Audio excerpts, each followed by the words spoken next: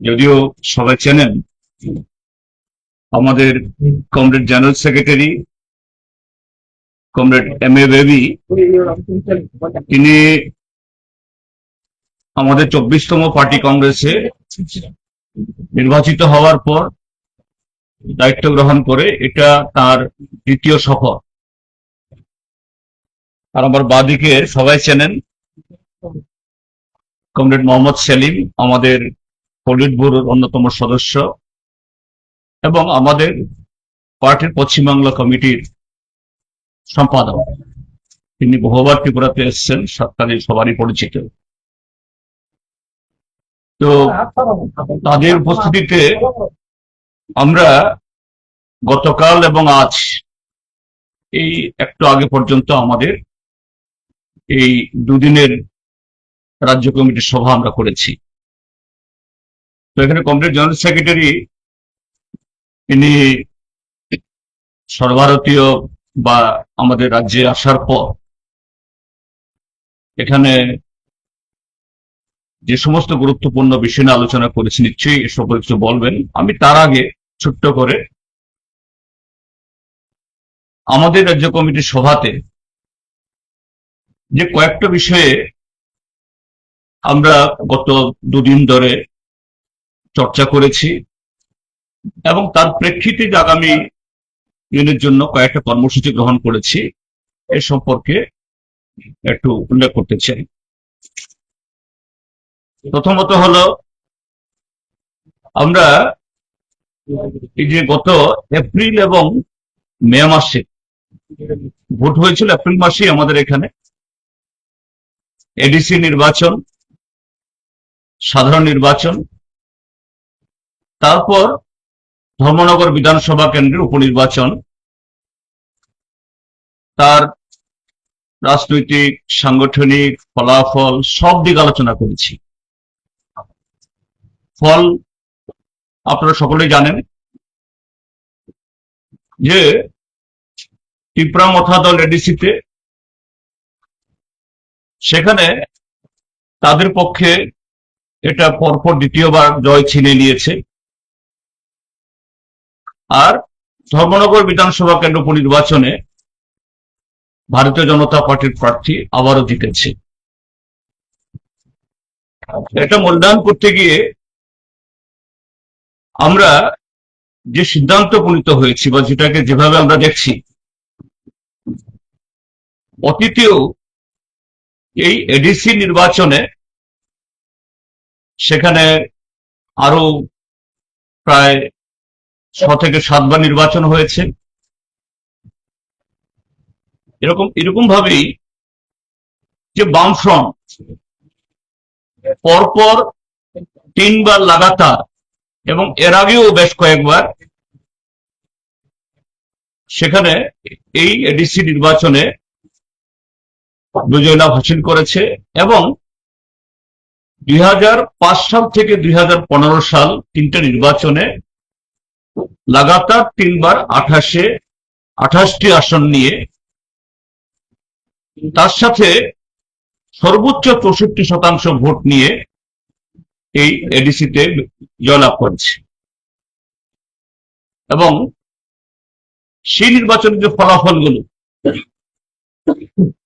সেই নির্বাচনগুলোতে গেল নির্বাচন যেরকম ভাবে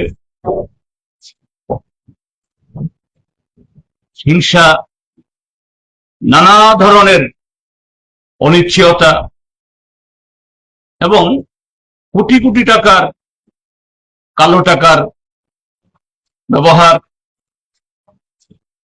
শাসক দল তাদের যে উভয় শরিক, দুটো শরিক, এদের মধ্যে পরস্পর যুদ্ধ, পরস্পরের মধ্যে সংঘাত, এরকম ঘটনা অতীতে কখনো হয়নি। তো এই ফলাফল যে এবার হয়েছে, হ্যাঁ নিশ্চয়ই ত্রিপুরা মথা জিতেছে, কিন্তু এটা জনগণের স্বতঃস্ফূর্ত বা বিগত 5 বছরে রাজনৈতিক দিক থেকে বা কর্মসূচিগত দিক থেকে, তাদের প্রতিশ্রুতি পূরণের দিক থেকে এডিসি এলাকার মানুষের জীবন মানের উন্নয়নের সেরকম ইতিবাচক কোনো কাজ করা তার প্রতিফলন না। এটা সম্পূর্ণভাবে এটা বিভাজন, এডিসির জমি কেড়ে নেবে, এডিসির ভাষা ধ্বংস হয়ে যাবে, অথচ একই জুটে থেকে দুটা দলের মধ্যে এরকম একটা ক্লাইম্যাক্স তৈরি করার মধ্য দিয়ে বলা যেতে পারে মানুষের যে ভিতর একটা দাদা তৈরি করে দিয়ে সেখানে এই জয় হাসিল করেছে।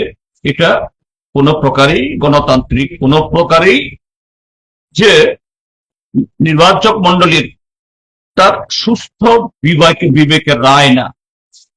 এই জয় যে এডিসি এলাকাতে যে উদ্দেশ্যে এডিসির গঠন সেই 4 দফা আন্দোলনের পর থেকে এটা ফুলফিল করার জন্য এডিসি এলাকার যে ট্রাইবাল অংশের মানুষের জাতিসত্তা বিকাশ এবং সামগ্রিকভাবে তার ভাষা, সংস্কৃতি, অর্থনীতি উন্নয়নের জন্য যে উদগ্র যে ইচ্ছা থেকে এবং শত শত শহীদের রক্তের বিনিময়ে তৈরি হয়েছিল, এই জয় তার সাথে কোনো সম্পর্কিত না। তো এই জায়গায় যে ত্রিপুরা মথা এবং বিজেপি উভয়ই যে একটা ক্লাইম্যাক্স তৈরি করার মধ্য দিয়ে এটাকে দখল করেছে, এদের মুষ্টিগত করেছে, এর থেকে কিভাবে আমরা জনগণকে এই ইয়ে থেকে বের করে নিয়ে আসে, অন্ধকার থেকে বের করে নিয়ে আসে এবং সেখানে একটা গণতান্ত্রিক বাতাবরণ তৈরি করার মধ্য দিয়ে যে লুটের রাজত্ব, অনিয়মের রাজত্ব চলছে সেটা পুনরুদ্ধার করার কর্মসূচি আমরা নেব। এবং এই আমরা নির্বাচন হিসেবে দেখেছি মথা এবং বিজেপির মধ্যে অহিনকুল সম্পর্ক, প্রায় প্রতিদিন যুদ্ধ, প্রতিদিন রক্তপাত। কিন্তু আমরা লক্ষ্য করি ভোট শেষ, গণনা শেষ, মথা এবং বিজেপি নেতৃত্ব একই মঞ্চে সেখানে অনুষ্ঠান করছে, শুধু ত্রিপুরাজ্যের মধ্যে না, ত্রিপুরাজ্যের বাইরে গুয়াহাটিতে, দিল্লিতে এদের নৈকট্য, অথচ জনগণের মধ্যে এই বিভেদ বা দূরত্ব তৈরি করার মধ্য দিয়ে তারা এটা দখল করার ফন্দি বা কৌশল তারা গ্রহণ করেছে। আমরা এটাকে আগামী দিনে আমরা এক্সপোজ করব। দ্বিতীয় হলো যে সুপ্রিম কোর্ট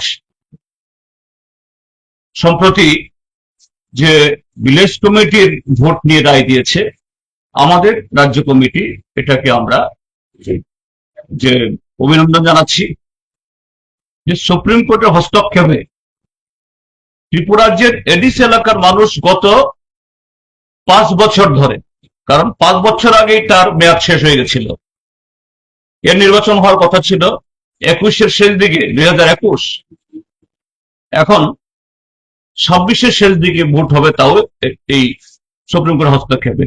আমরা এই রায়কে স্বাগত জানাচ্ছি এবং এডিসি নির্বাচনে এই বিজেপি মথা যে ক্লাইম্যাক্স তৈরি করার মধ্যে দখল করেছে, এইভাবে যাতে নতুন খেলা যাতে ভিলেজ কমিটির নির্বাচনে না করতে পারে।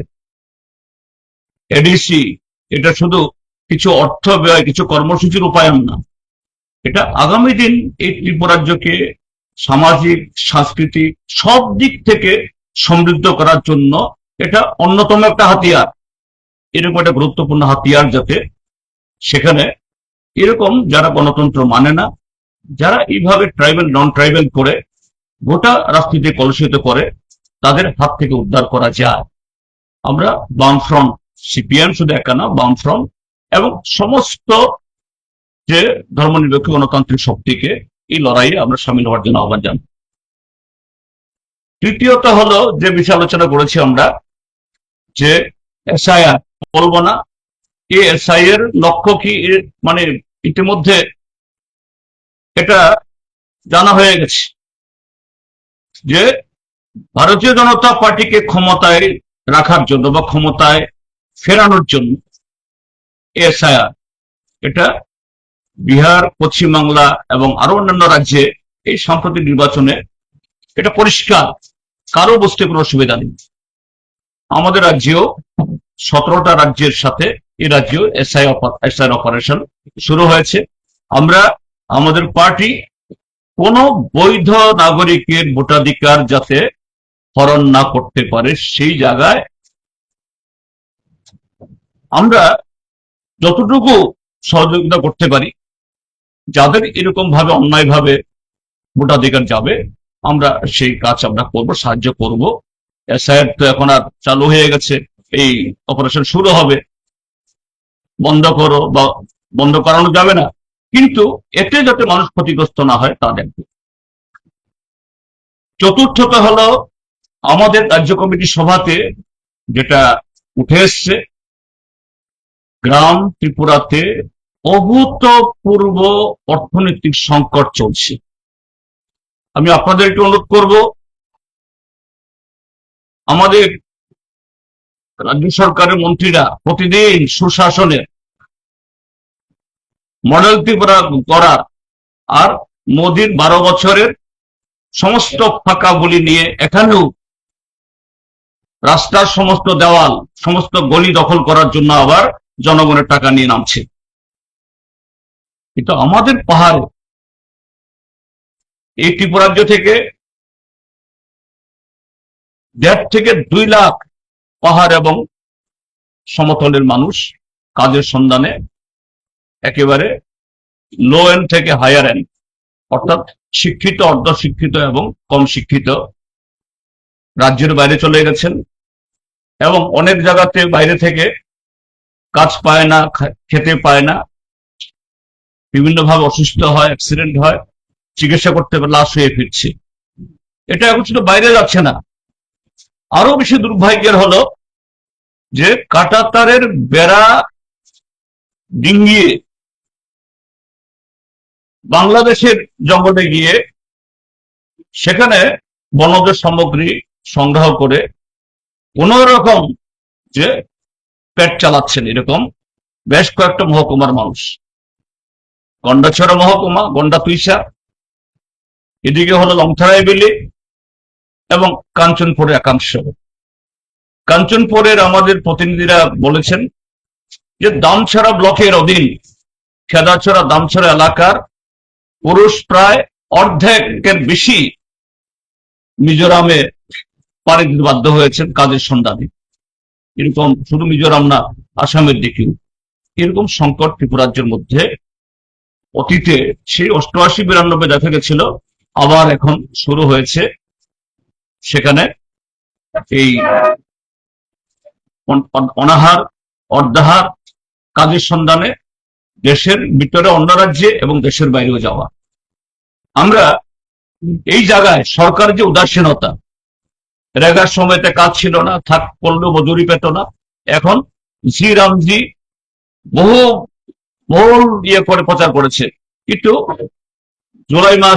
জুন মাস প্রায় অর্ধেক চলে গেছে, তার কোনো খবর সেখানে নেই। এবং যত সামান্য কোথাও কোথাও কাজ হলেও সেখানে আবার এই নানা ধরনের রাজনৈতিক দলাদলি, রং বাছাই, যারা একটু বিজেপির বিরুদ্ধে সমালোচনা করছে এরা কাজ পাচ্ছে না। আমরা এর দাবিতে আগামী জুলাই মাসের প্রথম সপ্তাহে রাজ্যের সবকটি জেলা শাসকের অফিসে, ব্লক অফিসে, কোথাও কোথাও এডিসির জোনাল সাবজোনাল অফিসে আমরা গণডেপুটেশন দেব। তার সাথে যে এডিসিতে এবং রাজ্য সরকারের বিভিন্ন দপ্তরে যে লাগামহীন দুর্নীতি প্রতিদিন আপনাদের পত্রিকাতে, চ্যানেলেও সেখানে আসছে, এগুলোর বিরুদ্ধেও আমরা সেখানে আওয়াজ তুলব। এবং কেন্দ্রীয় সরকারের যে সাম্প্রতিক যে এই লেবার কোড, শ্রম আইন বাতিল করে এই শ্রমিকদের উপরে, শুধু আনঅর্গানাইজ না, অর্গানাইজ শ্রমিকদের উপরে যে সমস্ত আক্রমণ এনেছে, তার বিরুদ্ধে আগামী 10 তারিখে সেখানে আমাদের শ্রমিক ফ্রন্ট, শ্রমিক সংগঠনের উদ্যোগে কাজ, খাদ্যের দাবি ইত্যাদিতে আমরা আইন অমান্যতে আমরা যাব, অগাস্ট 10 তারিখে। তো এই সিদ্ধান্তগুলো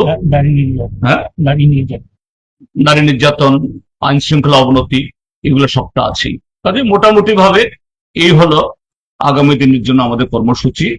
এই সমস্ত রাজনৈতিক এবং অর্থনৈতিক এই সমস্ত অবস্থা বিবেচনার প্রেক্ষিতে এই রাজ্য কমিটি সিদ্ধান্ত গ্রহণ করেছে এবং আমরা কালকে থেকে এগুলো রূপায়ণের জন্য আমরা পথে নামব। Request comrade M.A. Baby to address our friends, दोस्तों,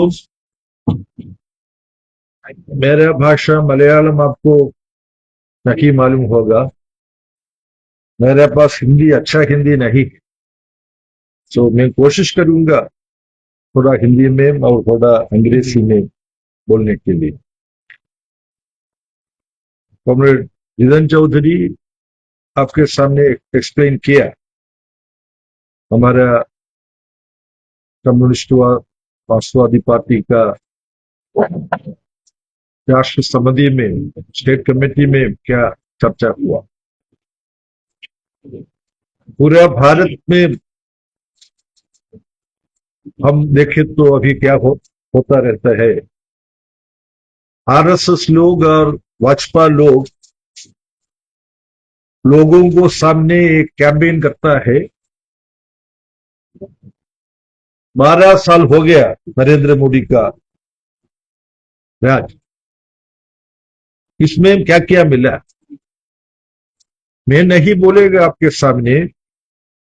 नरेंद्र मोदी लोगों को क्या क्या वाग्दान दिया और कैसा वो सब ब्रेक किया, इनका लॉन्ग लिस्ट में नहीं बोलूंगा। लोगों का अकाउंट में आएगा 15 लाख डिपॉजिट वगैरह वगैरह। और एक बार वो बोला जो भारत का पूरा किसान का इनकम डबल होगा, तो भी दोगुना होगा। चुनाव का समय ऐसा भी। और डॉलर का वैल्यू आप सबको मालूम, वो नीचे देखेगा। अभी 100 टच करना है डॉलर रुपया। सो वाग्दान लंघन करने में Narendra Modi world record set किया है। लोगों को कुछ बोलेगा, इनका लंघन करेगा। वो पूरा इतिहास में नहीं बोलेगा, लेकिन अभी अभी क्या होता रहता है। यहां त्रिपुरा में वो बोलते हैं डबल इंजन गवर्नमेंट है। दिल्ली में बीजेपी, त्रिपुरा में बीजेपी। आपको मालूम होगा नौजवान लोग बेरोजगारी का ऊपर त्रिपुरा छोड़ करके बांग्लादेश भी जाता है, दूसरा जगह केरल में आता है लोग, साउथ में। नरेंद्र मोदी गवर्नमेंट कुछ नहीं करता है। यहां जो बीजेपी गवर्नमेंट है वो भी कुछ नहीं करता। सबसे दुख की बात है हमारा भारत का जो ओनर है, क्या बोलेगा ओनर के लिए, राइट, वो सरेंडर करता है अमेरिका के सामने। अभी 3 भारतीयों का हत्या किया अमेरिकन अटैक से। सी फरोसा नाविक भारत का सिटीजन 3, वो कुछ नहीं गलती किया है। जो ईरान और वेस्ट एशिया में इसराइल के साथ अमेरिका जो हमला करता है, उसी समय वहां से जो स्ट्रेट हॉर्मुज स्ट्रेट से हमारा जो शिप में आते थे, इनको हत्या किया अमेरिका। नरेंद्र मोदी कुछ प्रोटेस्ट किया अमेरिका के साथ? कल और परसों डोनाल्ड ट्रंप को मीट किया G7 में। अभी पत्रिका से हमको मालूम हो गया इनका बारे में यूएस प्रेसिडेंट ट्रंप का सामने वो कुछ नहीं बोला। उसे बोलना था आप जो किया वो बहुत गलती था, और उनको बोलिए अच्छा कॉम्पेंसेशन देने के लिए। और आप सॉरी एक्सप्रेस करो, गलती से ऐसा हुआ, कुछ नहीं बोला। सो हमारा भारत का अभिमान अमेरिकन साम्राज्यवादी के पद में शरण करता है नरेंद्र मोदी। राज्य में महंगाई बढ़ता है, बेरोजगारी बढ़ता है, सांप्रदायिकता बढ़ता है, बीजेपी का शासन, इसके ऊपर हम डिस्कस किया। आपके सामने और दो और चीज बोलेगा। हमारा नौजवान लोग कुछ पढ़ने के लिए, काम मिलने के लिए, एग्जामिनेशन परीक्षा के लिए जाता है। अभी सब सेंट्रलाइज किया, नेशनल टेस्टिंग सिस्टम वो बीजेपी किया, सब सेंट्रलाइज करता है। क्या हो रहा है? नीट एग्जाम, लाखों लाखों नौजवान अपना जीवन, इनका भविष्य सब क्राइसिस में है। आज पत्रिका में रिपोर्ट है, Indira Gandhi national open university, इनका एग्जामिनेशन का क्वेश्चन पेपर भी लीक हुआ। सीबीएसई एग्जाम सब खड़बड़ हो गया। अभी आपको मालूम, कॉकरोच जनता पार्टी, नौजवानों को पार्टी, इसी फेल्यूर का ऊपर, बेरोजगारी का ऊपर, नेशनल टेस्टिंग एजेंसी का जो गलती होता है, इसका ऊपर नौजवान का एक संघर्ष भी अभी शुरू हो गया। इसमें जो मिनिस्टर है, जो गलती मिनिस्ट्री से निकाल करो, अभी पत्रिका में भी रिपोर्ट है, बच्चा लोग मरता है ये नरेंद्र मोदी गवर्नमेंट का फेल्यूर का ऊपर। कफ सिरप ये पीकर 22 बच्चा भोपाल में इनका मृत्यु हो गया। अभी बहुत सारा इंफॉर्मेशन इसका ऊपर आता है। जो कफ सिरप यहां प्रोड्यूस करके बाहर जाता है, इंडियन मेड कफ सिरप पीने में गाम्बिया में मृत्यु हुआ, कैमरून में मृत्यु हुआ, उज्बेकिस्तान में मृत्यु हुई। आज का एक अंग्रेजी पत्रिका में एडिटोरियल है, वो क्यों ऐसा होता रहता है, इनका कारण ये पत्रिका में लिखता है। पूरा करप्शन है। जो बिजनेस लॉबी, इनको टच करने के लिए कोई व्यवस्था है नहीं है भारत में। अभी वो क्या किया,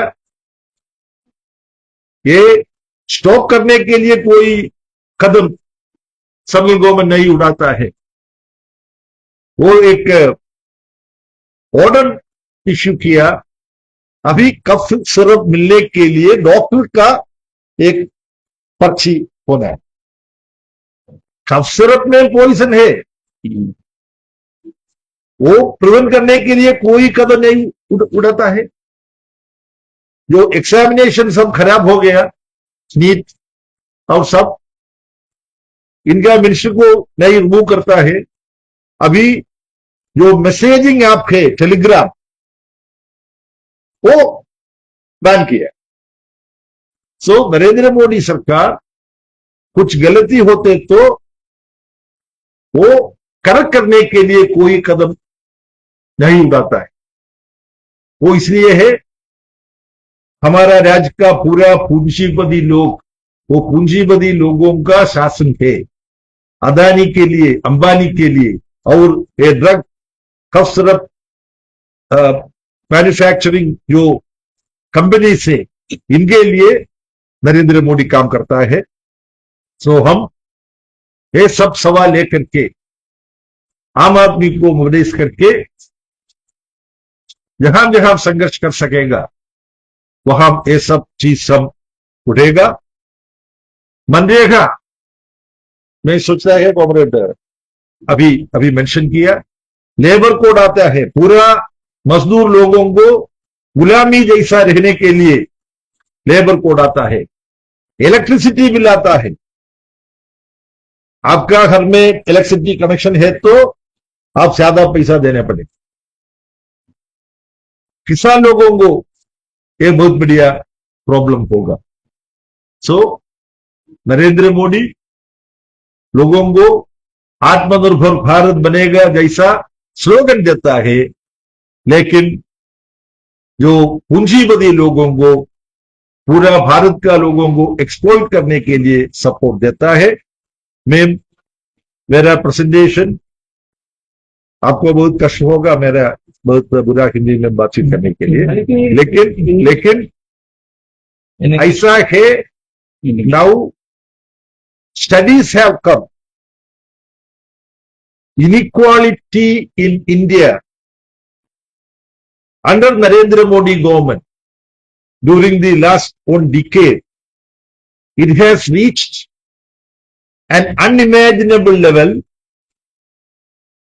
whereby studies by internationally renowned economists like Thomas Piketty, his study reveals that now the extent of inequality in India is even not comparable to British period. There was inequality during the British period, but present day inequality is far greater than the level of inequality that existed during British period. That is why people are suffering extremely. Unemployment is increasing. People are leaving states. From Kerala also, from many north and northeast states, people come to Kerala. From Kerala, people go to other states. This is the situation. Only left can provide a credible alternative. We have a left democratic front government in Kerala. We were there for 10 years. For the first time, that's a history. In the recently held election, we have been defeated. That's a fact. We are in the process of examining as to how, notwithstanding creditable achievements under left-front government, how it could not win once again. But during the 10-year period of the LDF government in Kerala, we all know Kerala happens to be the only state in the entire country where extreme poverty could be eradicated. There are many other achievements of LDF. Similarly, you know, I don't want to tell you, but the achievements of the left-front government of West Bengal in land reforms, in decentralization, empowering panchayats, enhancing agricultural production. Then in Tripura, the most inspiring experience of establishing tribal, non-tribal amity and unity. 2/3 of the land of Tripura is controlled by 1/3 of ADC, tribal population, Autonomous Tripura Tribal Autonomous District Council. So these experiences of Tripura, West Bengal and Kerala show that the left is providing a different alternative. At the same time, we would admit that along with these great remarkable achievements, there are certain shortcomings and mistakes also from our part. But on the basis of the criticism that media as well as people register in front of us, we will introspect, we will self-critically examine our shortcomings and mistakes, and we are in the process of correcting it. In the recently held elections in West Bengal, we all know that a remarkable resurgence of the left in West Bengal.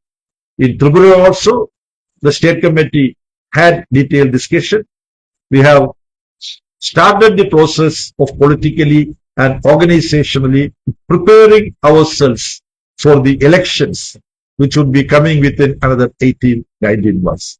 I request to the media of Tripura to extend your cooperation to the work and activities of CPIM, various organizations of workers, peasants, youth, students, women, and so on, and the left front as a whole deserve your support and care.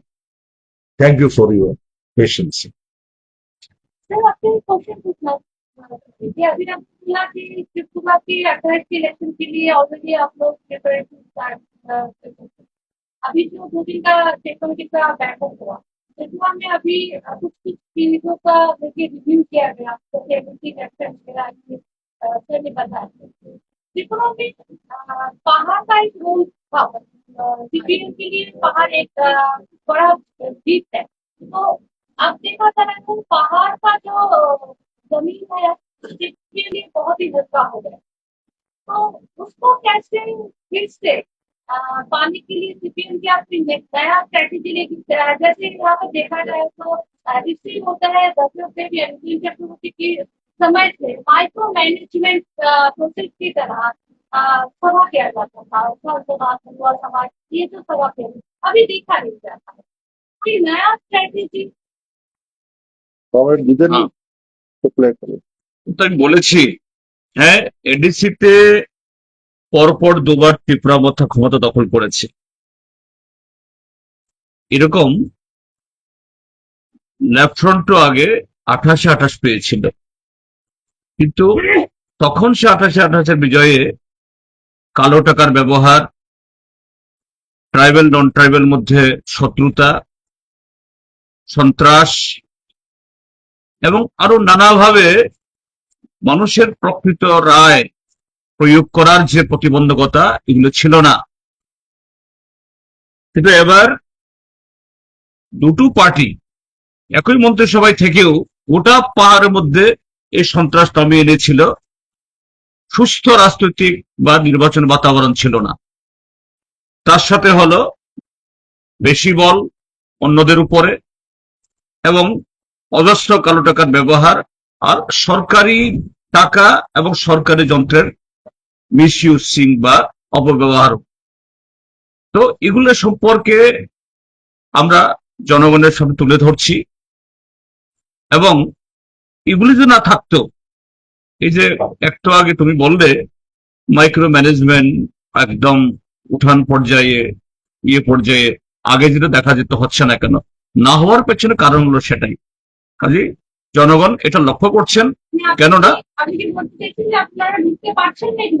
না এগুলো তো সেরকম সহজভাবে করা যায়নি সর্বত্র এবং এতে কি হলো এইভাবে দখল করার তার ইমিডিয়েট ফলশ্রুতি কি পাহাড়ে অভূতপূর্ব সংকট চাকরি বাকরি তো যুবক শিক্ষিত নেই তার সাথে হলো সাধারণ কাজকর্ম কিছু নেই বাংলাদেশে চলে যাচ্ছে আগরতলা শহরের সমস্ত নির্মাণ প্রকল্পে পাহাড়ের ছেলেরা এমনকি মেয়েরাও আগরতলা শহরের সমস্ত মলে এই পাহাড়ের ছেলে মেয়েরা এটা হলো এইভাবে জবরদখল করার ফলশ্রুতি এগুলো আমরা নিয়ে যাচ্ছি নিয়ে যাবো আরো বেশি করে এবং অবশ্যই এইভাবেই আমাদের ফিরে আসার রাস্তা আমরা তৈরি করব আমরা কনফিডেন্ট आपसे पूछना था कि पिछले 50 सालों में ऐसा पहली बार हुआ है कि भारत के किसी भी प्रदेश में अभी वामफ्रंट का गवर्नमेंट नहीं है ये डिक्लाइन है आप लोग तो बोल रहे हैं कि आप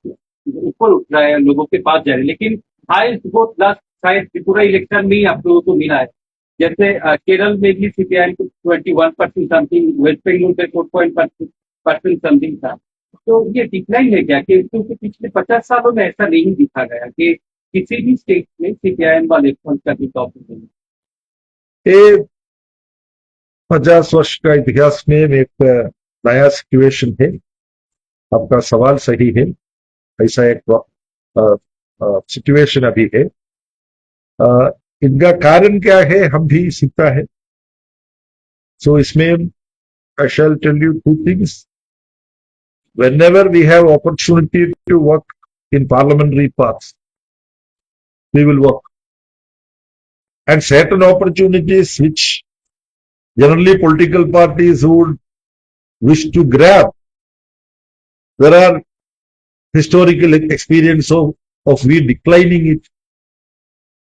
Our representative could become the Prime Minister of our country. But our party discussed and decided that this is not time to accept that. We will work among people. We don't take it up. Okay. In 1996, that has happened. So we have had experience of using parliamentary opportunity, forming government, Jilla Panchayats, autonomous district